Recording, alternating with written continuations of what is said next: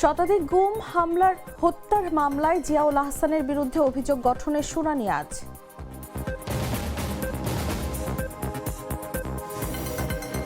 এলপিজির দাম বাড়বে না কমবে জানা যাবে, বিকেলে নতুন মূল্য ঘোষণা করবে বিইআরসি।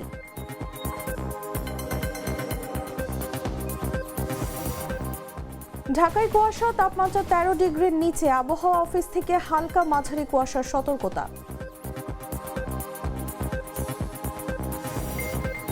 ভেনেজুয়েলায় মার্কিন নিয়ন্ত্রণ, ট্রাম্পের ঘোষণা, মাদুরো আটক, মার্কিন তেল কোম্পানি প্রবেশের পথে।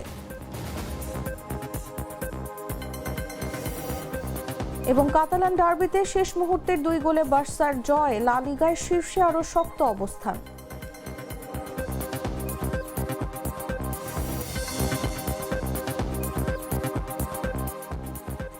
এতক্ষণ শুনছিলেন সংবাদ শিরোনাম। দর্শক, আমন্ত্রণ বেলা 11টার সংবাদে, সাথে আছি আমি তাসলিমা তিথি। মশলা বদলে ফেলেছি, এবার আপনিও বদলে ফেলুন। একবার প্রাণ গুঁড়া মশলা ব্যবহার করেই দেখুন। চলে যাচ্ছি পুরো খবরে। আওয়ামী লীগ সরকারের সময় শতাধিক ব্যক্তিকে গুম ও হত্যার অভিযোগে মেজর জেনারেল অবসরপ্রাপ্ত জিয়াউল আহসানের বিরুদ্ধে আনুষ্ঠানিক অভিযোগ গঠনের শুনানি আজ অনুষ্ঠিত হবে। রোববার ট্রাইব্যুনাল 1-এর চেয়ারম্যান বিচারপতি মোহাম্মদ গোলাম মর্তুজা মজুমদারের নেতৃত্বাধীন 3 সদস্যের আন্তর্জাতিক অপরাধ ট্রাইব্যুনালের প্যানেলে এ সংক্রান্ত আদেশ দেওয়ার কথা রয়েছে। ট্রাইব্যুনালের অন্য 2 সদস্য হলেন বিচারপতি মোহাম্মদ শফিউল আলম মাহমুদ এবং বিচারক মোহাম্মদ মহিতুল হক এনাম চৌধুরী। এর আগে জিয়াউল আহসানকে গ্রেফতার দেখিয়ে কারাগারে পাঠানো হয়েছিল। গত 17 ডিসেম্বর প্রসিকিউশন 3টি অভিযোগ দাখিল করে। ট্রাইব্যুনাল অভিযোগ গ্রহণের নির্দেশ দিয়ে 21 ডিসেম্বর তাকে হাজিরের আদেশ দেন। সেই ধারাবাহিকতায় ওই দিন তিনি আদালতে হাজির হন। সাবেক সেনা কর্মকর্তা জিয়াউল আহসানকে গত বছরের আগস্টে খিলক্ষেত এলাকা থেকে গ্রেফতার করা হয়। তিনি ছিলেন ন্যাশনাল টেলিকমিউনিকেশন মনিটরিং সেন্টারের মহাপরিচালক। মামলার একমাত্র আসামি তিনি। গণ অভ্যুত্থানের সময় হবিগঞ্জের বানিয়াচং থানায় আগুন দেওয়ার বক্তব্য দেয়া বৈষম্য বিরোধী ছাত্র আন্দোলনের নেতা মাহাদি হাসানকে জামিন দিয়েছেন আদালত। রোববার সকাল 10:15টার দিকে তার জামিন শুনানি হয়। এর আগে সকাল 8টায় তাকে হবিগঞ্জের সিনিয়র জুডিশিয়াল ম্যাজিস্ট্রেট 3 আব্দুল মান্নানের আদালতে পাঠায় শায়েস্তাগঞ্জ থানা পুলিশ। পুলিশের কাজে বাধা দেওয়ার অভিযোগে মাহাদিকে গ্রেফতার দেখানো হয়। এদিকে মাহাদির মুক্তির দাবিতে আদালত প্রাঙ্গণে সকাল থেকে বিক্ষোভ করেন বৈষম্য বিরোধী ছাত্র আন্দোলনের নেতাকর্মীরা। এতে আদালত প্রাঙ্গণে কড়া নিরাপত্তা নেওয়া হয়েছে। এর আগে শনিবার রাত 7:45টায় তাকে হবিগঞ্জ শহরের স্বাস্থ্যনগর এলাকা থেকে আটক করে শায়েস্তাগঞ্জ থানা পুলিশ। আটকের পর তাকে হবিগঞ্জ সদর মডেল থানায় নেওয়া হয়। ঘটনার পর সংগঠনটির নেতাকর্মীরা সদর মডেল থানার সামনে জড়ো হয়ে তাকে গ্রেফতারের প্রতিবাদে রাতভর বিক্ষোভ কর্মসূচি পালন করেন।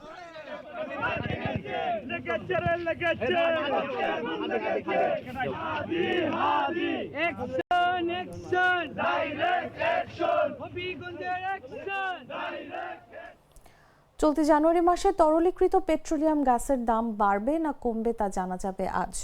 1 মাসের জন্য এলপিজির নতুন দাম ঘোষণা করা হবে। বাংলাদেশ এনার্জি রেগুলেটরি কমিশনের এক বিজ্ঞপ্তিতে তথ্য জানানো হয়েছে। এতে বলা হয়, সৌদি আরামকো ঘোষিত জানুয়ারি মাসের সৌদি সিপি অনুযায়ী বেসরকারি এলপিজির এই দাম সমন্বয় করা হবে। বিকেল 3টায় এক সংবাদ সম্মেলনের মাধ্যমে এই নির্দেশনা জনসাধারণের সামনে প্রকাশ করা হবে। এর আগে ডিসেম্বর মাসে গ্রাহক পর্যায়ে প্রতি 12 কেজি সিলিন্ডারের দাম নির্ধারণ করা হয়েছিল 1253 টাকা।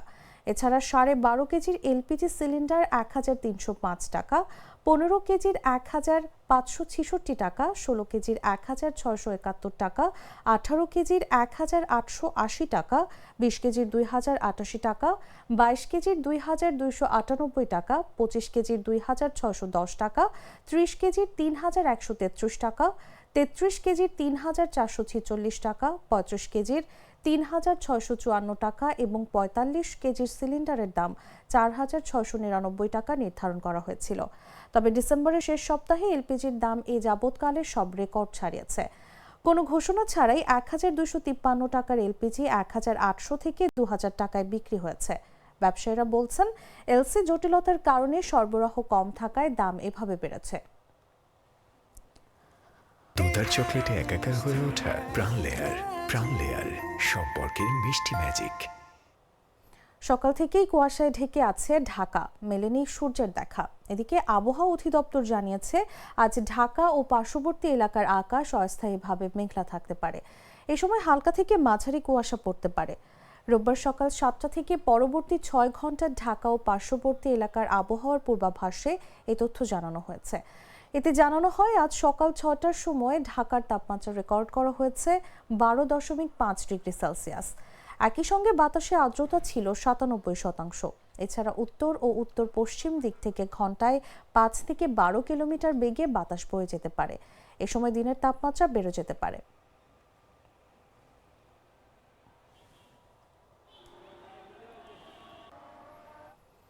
এদিকে ঘন কুয়াশার কারণে দেশের দক্ষিণ ও পশ্চিমাঞ্চলের অন্যতম ব্যস্ত নৌপথ পাটুরিয়া দৌলতদিয়ায় ফেরি চলাচল সাময়িকভাবে বন্ধ ঘোষণা করেছে কর্তৃপক্ষ।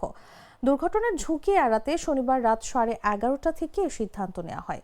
কুয়াশার তীব্রতার কারণে নদীপথে দৃশ্যমানতা কমে যাওয়ায় সব ধরনের ফেরি চলাচল বন্ধ রাখা হয়েছে। এ সময় মাঝ নদীতে একটি ফেরি আটকে পড়ে। বিআরডব্লিউটিসি আরিচা আঞ্চলিক কার্যালয়ের উপমহাব্যবস্থাপক আব্দুস সালাম বিষয়টি নিশ্চিত করে জানান, ঘন কুয়াশার কারণে পাটুরিয়া দৌলতদিয়া নৌরুটে ফেরি চলাচল বন্ধ রাখা হয়েছে। তিনি আরও জানান, নিরাপত্তার স্বার্থে পাটুরিয়া ঘাটের 3 নম্বর ঘাটে 3টি এবং 4 নম্বর ঘাটে 2টি ফেরি নোঙর করে রাখা হয়েছে। অপরদিকে দৌলতদিয়া প্রান্তের 7 নম্বর ঘাটে 3টি এবং 4 নম্বর ঘাটে একটি ফেরি নোঙর অবস্থায় রয়েছে। কুয়াশার পরিস্থিতি স্বাভাবিক হলে ফেরি চলাচল পুনরায় চালু করা হবে বলে জানিয়েছে কর্তৃপক্ষ।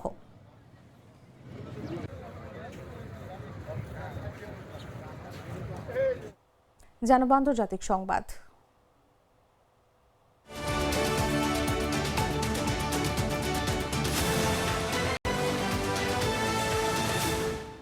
ভেনেজুয়েলার প্রেসিডেন্ট নিকোলাস মাদুরোকে আটক করার পর দেশটি সাময়িকভাবে যুক্তরাষ্ট্র পরিচালনা করবে এমন ঘোষণা দিয়েছেন মার্কিন প্রেসিডেন্ট ডোনাল্ড ট্রাম্প। শনিবার এক সংবাদ সম্মেলনে তিনি বলেন, নিরাপদ ও সুশৃঙ্খল রাজনৈতিক রূপান্তর সম্পন্ন না হওয়া পর্যন্ত ভেনেজুয়েলার দায়িত্ব যুক্তরাষ্ট্রের হাতেই থাকবে। ট্রাম্পের ভাষ্য, আমরা চাই না নতুন কেউ ক্ষমতায় এসে আগের মতো পরিস্থিতি তৈরি করুক। তাই নিরাপদ, সঠিক ও বিচক্ষণ একটি রূপান্তর নিশ্চিত না হওয়া পর্যন্ত যুক্তরাষ্ট্র দেশটি পরিচালনা করবে। এর কয়েক ঘন্টা আগেই যুক্তরাষ্ট্রের সামরিক বাহিনী ভেনেজুয়েলার রাজধানী কারাকাসে ব্যাপক অভিযান চালিয়ে প্রেসিডেন্ট মাদুরো ও তার স্ত্রী সিলিয়া ফ্লোরেসকে আটক করে। পরে মাদুরোকে বহনকারী একটি বিমান নিউ ইয়র্ক অঙ্গরাজ্যের স্টুয়ার্ট আন্তর্জাতিক বিমানবন্দরে অবতরণ করে। মার্কিন গণমাধ্যমের ফুটেজে দেখা যায়, সেখান থেকে তাকে যুক্তরাষ্ট্রের কর্মকর্তারা হেফাজতে নিয়ে যান। ওয়াশিংটনের দাবি, দীর্ঘদিন ধরে মাদুরো মাদক কার্টেলের সঙ্গে জড়িত। যদিও এসব অভিযোগ অস্বীকার করে মাদুরো বলেছেন, ভেনেজুয়েলার বিপুল তেল সম্পদের নিয়ন্ত্রণ নিতেই তাকে ক্ষমতাচ্যুত করা হচ্ছে। এদিকে ট্রাম্প জানিয়েছেন, যুক্তরাষ্ট্রের বড় তেল কোম্পানিগুলো ভেনেজুয়েলায় প্রবেশ করে ধ্বংসপ্রাপ্ত তেল খাত পুনর্গঠন করবে। তার দাবি, এই পদক্ষেপ ভেনেজুয়েলার জনগণকে সমৃদ্ধ, স্বাধীন ও নিরাপদ ভবিষ্যৎ দেবে। মার্কিন বিচার বিভাগ জানিয়েছে, আগামী সোমবার ম্যানহাটনের ফেডারেল আদালতে মাদুরোর প্রাথমিক শুনানি হতে পারে।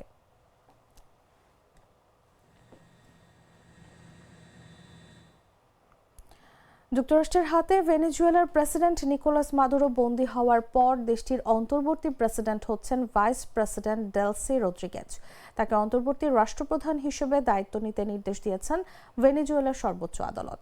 শনিবার ভেনেজুয়েলান সুপ্রিম কোর্টের সাংবিধানিক বেঞ্চ এক আদেশে জানান, প্রেসিডেন্ট মাদুরোর অনুপস্থিতিতে প্রশাসনিক ধারাবাহিকতা এবং দেশের সার্বিক প্রতিরক্ষা নিশ্চিত করতে ডেলসি রদ্রিগেজ অস্থায়ী প্রেসিডেন্টের দায়িত্ব পালন করবেন। আদালতের রায়ে বলা হয়, বলিভারিয়ান প্রজাতন্ত্র ভেনেজুয়েলার রাষ্ট্রপ্রধানের দায়িত্ব গ্রহণ করে রদ্রিগেজ রাষ্ট্রের প্রশাসনিক কার্যক্রম অব্যাহত রাখা এবং জাতীয় সার্বভৌমত্ব রক্ষায় ভূমিকা রাখবেন।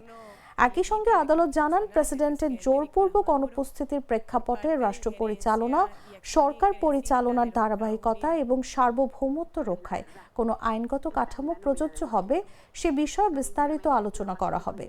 এর আগে শুক্রবার রাতে ভেনেজুয়েলায় হামলা চালিয়ে প্রেসিডেন্ট নিকোলাস মাদুরোকে বন্দী করে মার্কিন বাহিনী। ভেনেজুয়েলা সরকারের পক্ষ থেকে এই ঘটনাকে দেশের সার্বভৌমত্বের উপর সরাসরি আঘাত হিসেবে উল্লেখ করা হয়েছে। Nosotros rendimos un informe también al presidente Mujica sobre las amenazas inminentes. ভেনেজুয়েলায় যুক্তরাষ্ট্রের সামরিক হামলা এবং প্রেসিডেন্ট নিকোলাস মাদুরোকে বন্দী করার ঘটনাকে সরাসরি আন্তর্জাতিক আইনের লঙ্ঘন বলে মন্তব্য করেছেন নিউ ইয়র্ক সিটির মেয়র জোহরান মামদানি। রোববার সামাজিক যোগাযোগ মাধ্যম এক্সে দেয়া এক পোস্টে তিনি বলেন, ভেনেজুয়েলার প্রেসিডেন্ট নিকোলাস মাদুরো এবং তার স্ত্রীকে মার্কিন বাহিনী আটক করে নিউ ইয়র্কে ফেডারেল হেফাজতে নেওয়ার পরিকল্পনা সম্পর্কে তাকে অবহিত করা হয়েছে। মামদানি বলেন, একটি সার্বভৌম রাষ্ট্রের উপর একতরফা সামরিক হামলা যুদ্ধের শামিল এবং এটি যুক্তরাষ্ট্রের ফেডারেল আইন ও আন্তর্জাতিক আইনের স্পষ্ট লঙ্ঘন। তিনি আরও বলেন, এই প্রকাশ্যভাবে সরকার পরিবর্তনের চেষ্টা শুধু বিদেশের মানুষের উপর প্রভাব ফেলছে না, এর সরাসরি প্রভাব পড়ছে নিউ ইয়র্কবাসীর ওপরও। বিশেষ করে নিউ ইয়র্কে বসবাসরত হাজার হাজার ভেনেজুয়েলান অভিবাসী এই পরিস্থিতিতে উদ্বেগের মধ্যে রয়েছেন। মেয়র মামদানি বলেন, তার প্রধান অগ্রাধিকার নিউ ইয়র্কে বসবাসকারী ভেনেজুয়েলানদের নিরাপত্তা নিশ্চিত করা, পাশাপাশি শহরের সব বাসিন্দার সুরক্ষা বজায় রাখা। পরিস্থিতি নিবিড়ভাবে পর্যবেক্ষণ করা হচ্ছে এবং প্রয়োজন অনুযায়ী দিক নির্দেশনা দেওয়া হবে বলেও তিনি জানান।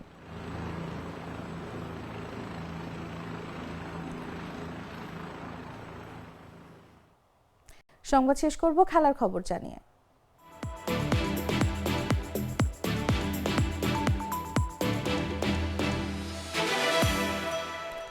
বার্সেলোনা কাতালান ডার্বিতে শেষ মুহূর্তের দুই গুরুত্বপূর্ণ গোলের সাহায্যে এসপানিওলকে 2-0 গোলে হারিয়েছে। এই জয়ে লা লিগার শীর্ষে নিজেদের অবস্থান আরও মজবুত করল হান্সি ফ্লিকের শিষ্যরা। ম্যাচের 86 মিনিটে দানি ওলমো ফার্মিন লোপেজের নিখুঁত পাস থেকে বক্সের ভেতর নিখুঁত শটে গোল করেন। যোগ করার সময় লোপেজ ডান দিক দিয়ে দারুণ দৌড়ে উঠে রবার্ট লেভানডস্কিকে সেটআপ দেন আর 90তম মিনিটে পোলিশ স্ট্রাইকার গোল করে জয় নিশ্চিত করেন। পুরো ম্যাচ জুড়ে বার্সার সবচেয়ে বড় ভরসা ছিলেন গোলরক্ষক ওয়ান গার্সিয়া। সাবেক ক্লাবের বিপক্ষে মাঠে নেমেও তিনি ঘরের মাঠের চাপ সামলে একের পর এক দুর্দান্ত সেভ করে স্পানিওলকে আক্রমণ ব্যর্থ করেছেন। তার নিখুঁত পারফরমেন্স দলের জয়ে গুরুত্বপূর্ণ ভূমিকা রেখেছে। স্পানিওলকে হারানোর পর বার্সেলোনার পয়েন্ট 49, যা দ্বিতীয় স্থানে থাকা রিয়াল মাদ্রিদের চেয়ে 7 পয়েন্ট বেশি। অন্যদিকে 33 পয়েন্ট নিয়ে স্পানিওলকে লিগের 5ম স্থানে রয়েছেন।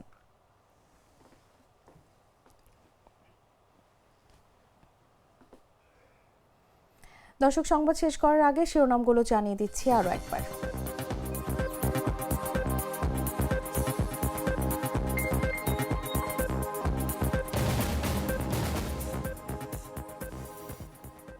শতাধিক গুম হত্যার মামলায় জিয়াউল আহসানের বিরুদ্ধে অভিযোগ গঠনের শুনানি আজ।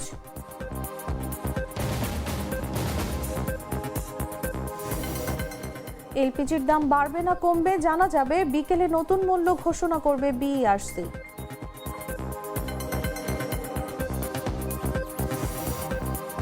ঢাকায় কুয়াশা, তাপমাত্রা 13 ডিগ্রির নিচে, আবহাওয়া অফিস থেকে হালকা মাঝারি কুয়াশার সতর্কতা। ভেনেজুয়েলায় মার্কিন নিয়ন্ত্রণ, ট্রাম্পের ঘোষণা, মাদুরো আটক, মার্কিন তেল কোম্পানি প্রবেশের পথে। এবং কাতালান ডার্বিতে শেষ মুহূর্তে 2 গোলে বার্সার জয়, লা লিগার শীর্ষে আরও শক্ত অবস্থান।